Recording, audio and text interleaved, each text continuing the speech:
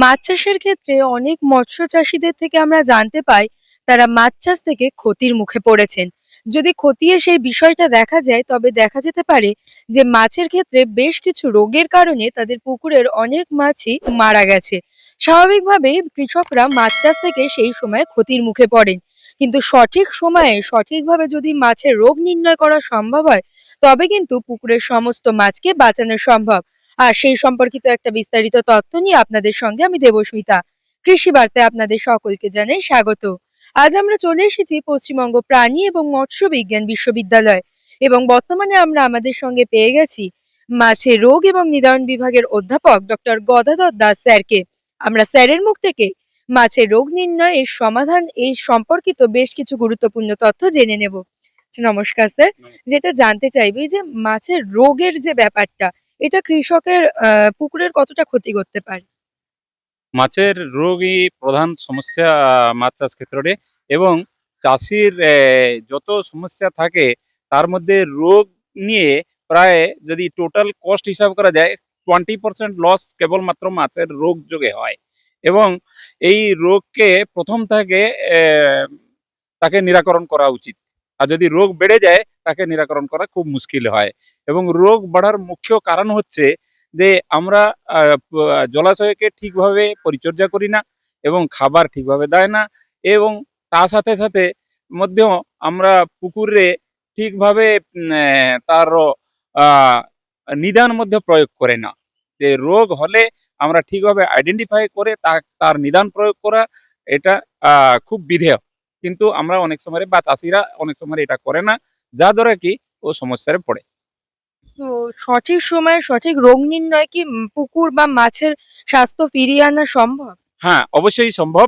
এবং যদি আমরা পুকুর জলের নিয়ন্ত্রণ করি, জলের কোয়ালিটি নিয়ন্ত্রণ করি, মাটির পরীক্ষা নিরীক্ষা করে মাটির পরিমাপ ঠিক রাখি, এবং মাছ যদি সুস্থ মাছ ছাড়ি এবং তার ঠিক সময়ে যদি কোনো অসুবিধা থাকে, হ্যাঁ, বা বেমারি থাকে, তাহলে ওই বেমারি থাকে যদি আমরা ঠিকভাবে তাকে নিদান প্রয়োগ করি তাহলে তাকে ঠিক করা দেওয়াটা সম্ভব।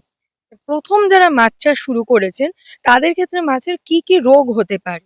প্রথমে যারা মাছ চাষ শুরু করে দেখবে, প্রথমে যদি খাবার ঠিক না থাকে মাছের গ্রোথ হয় না, তার মাথা বড় হয়ে যায় এবং লেজ দিকে সরু হয়ে যায়। অনেক সময় যদি মাছের স্টকিং ডেন্সিটি বা মাছের যদি ঘনত্ব বেশি হয় তখনই মধ্যে মাছের রোগ তৈরি হয়। দেখবে অনেক সময় বিভিন্ন প্রকার পোকা তৈরি হয় বা পরজীবী তৈরি হয়, বিভিন্ন প্রকার প্যারাসাইটিক অ্যাটাক মধ্যে ধরুন আপনার মাছের উকুন হয়, মাছের মিক্সোবোলস বা থেলোরানাস একটা স্পোর ফর্মার মধ্যে তৈরি হয়, এবং এবং এই স্পোর ফর্মার বাদ মধ্যেও ট্রাইকোডিনা আর অনেক বিভিন্ন ধরনের ড্যাক্টাইলোগাইরাস, গাইরোড্যাক্টাইলাস, এরকম অনেক ধরনের পোকা কানকোতে, বডিতে এবং সারা গায়ের মধ্যে হয়। এর বাদ মধ্যেও বিভিন্ন প্রকার জীবাণুজনিত রোগ হয়, ধরুন মাছের উদরি রোগ, মাছ পাখনা কেটে যায়, বা মাছেরও চোখ বাইরে বেরিয়ে আসে, এরকম মধ্যেও বিভিন্ন প্রকার ব্যাকটেরিয়াজনিত রোগ হয়।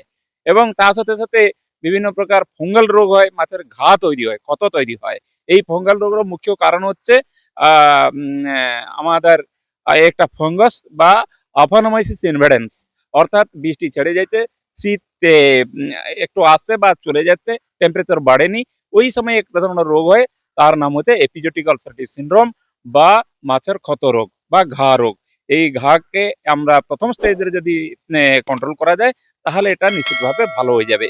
এবং তার জন্য আমরা পুকুরে সিফ্যাক্স বলে একটা ভালো ঔষধ হচ্ছে, যদি বিঘা প্রতি 150 থেকে 200 ml 3 ফুট জলে দেওয়া যায় তাহলে মাছের রোগ ঠিক হয়ে যাবে। এবং যদি পোকা থাকে তাহলে আমরা কি করি, তার মধ্যে যদি ফরমালিন একটু অ্যাপ্লাই করি, মাছের ধরুন 10 থেকে 20 ml ফরমালিনকে 20 লিটার জলে গোলাই এবং মাছকে একদিকে ধরে তাকে ছিটকাই দিলে বা জল সিঞ্চন করে দিলে মাছ প্লাসিং করে এবং মাছের একটা ব্যাচ ট্রিটমেন্ট হয়ে যায়, তখনই মধ্যে ফরমালিন হয়ে যায়। আর বাদ মধ্যে কিছু লবণ প্রয়োগ করা মধ্যে খুব উচিত। কত লবণ দেবে? প্রত্যেক মাস 4 থেকে 5 কেজি বিঘা প্রতি।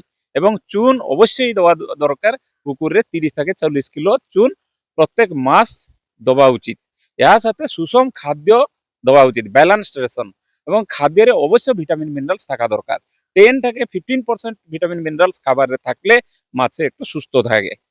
আচ্ছা, এখন তো শীত কমতে বসেছে, গরম আসছে। হ্যাঁ। তো এই সময়টায় মাছের ক্ষেত্রে কি, কি রোগ দেখা যায় এবং কিভাবে মৎস্য চাষীরা এর সমাধান করবে? এই সময়ে প্রথম আমি যে কথাটা বলছিল একটু আগে যে মাছের ঘা তৈরি হয়, এই ঘার জন্যে তারও প্রিভেনশন হিসাবে আমরা সিফ্যাক্স ব্যবহার করতে পারি। সবসময় কিন্তু পুকুরের জলটাকে একটু অ্যালকালিনিটি ভাব রাখতে হবে। অর্থাৎ চুন একটু হাইড্রোজেন এপ্লাই করতে হবে এবং চুন হাইড্রোজেন এপ্লাই করলে দেখবে অনেক সময় বিভিন্ন রোগ থেকে মুক্ত রাখা যায়। চুন, লবণ, পটাশ এগুলো তো নিশ্চিতভাবে দেবে। তারপরে যদি খাবার দিতে হবে, কারণ prevention is better than cure. সব সময় এই এই যে নর্মাল যে শিডিউল আছে এগুলা দেবে। যদি কোনো কারণে তারপরে বি রোগ হয়, আরেকটা সব থেকে বড় ইম্পর্টেন্ট জিনিস হচ্ছে স্টকিং ডেন্সিটি, অর্থাৎ ঘনত্ব। ঘনত্ব সবসময় কম থাকা দরকার। আমরা যদিও বলি 5 থেকে 6 হাজার পার একর বা 3 বিঘার জায়গায় 5 থেকে 6 হাজার মাছ ছাড়া উচিত। হুম, কিন্তু আমার মনে হয় আরেকটু কম ছাড়লে মধ্যেও মাছ ভালো বাড়ে।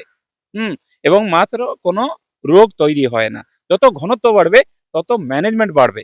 যত ম্যানেজমেন্ট যদি করা যায় তাহলে রোগ তৈরি হয়। আচ্ছা, কোনো কৃষক যারা মাছ চাষ করছেন বা করবেন বলে ভাবছেন, তারা যদি এই সমস্ত ব্যাপারে প্রশিক্ষণ নিতে চায়, তারা কি এখান থেকে প্রশিক্ষণ পাবেন? হ্যাঁ, অবশ্যই প্রশিক্ষণ পাবে। নিশ্চিতভাবে পাবে। আমরা টাইম টু টাইম কেবলমাত্র মাছ রোগ সম্বন্ধে বিভিন্ন প্রকার প্রোগ্রাম করি। হুম, এবং প্রোগ্রাম সময়ে আমাদের সাথে যোগাযোগ রাখলে তারা আ প্রশিক্ষণের সুবিধা আমাদের এখান থেকে পেতে পারে। কোনো ফ্রিতে, কোনো টাকা পয়সার আবশ্যকতা নেই। আমরা শুনলাম বছরের বিভিন্ন সময় আবহাওয়া পরিবর্তনের জন্য কিন্তু মাছেরও বিভিন্ন রকম রোগ দেখা যায়। তাই রোগের শুরুতেই যদি মৎস্য চাষীরা পুকুরে সঠিক ব্যবস্থা নিয়ে ফেলেন এবং কোনো নতুন রোগ দেখা গেলে তারা শুরুতেই যদি তার নিরাময় ব্যবস্থা গ্রহণ করেন, তবে কিন্তু পুকুরের সমস্ত মাছকে বাঁচানো সম্ভব। এবং আপনারাও যারা ভাবছেন এইসব ব্যাপারে প্রশিক্ষণ নিয়ে তবে মাছ চাষে এগিয়ে আসবেন, তারা কিন্তু পশ্চিমবঙ্গ প্রাণী এবং মৎস্য বিজ্ঞান বিশ্ববিদ্যালয় থেকে সম্পূর্ণ বিনামূল্যে প্রশিক্ষণ পেয়ে যাবেন। এরকম আরো নতুন নতুন তথ্য জানতে অবশ্যই ইউটিউবে আমাদের কৃষি বার্তা চ্যানেলটিকে সাবস্ক্রাইব করে বেল আইকনটি প্রেস করে রাখুন এবং ফেসবুকে কৃষি বার্তা পেজটিকে ফলো করে রাখুন, যাতে সবার প্রথমে নোটিফিকেশনটি আপনার কাছেই পৌঁছে যায়। নমস্কার। ধন্যবাদ।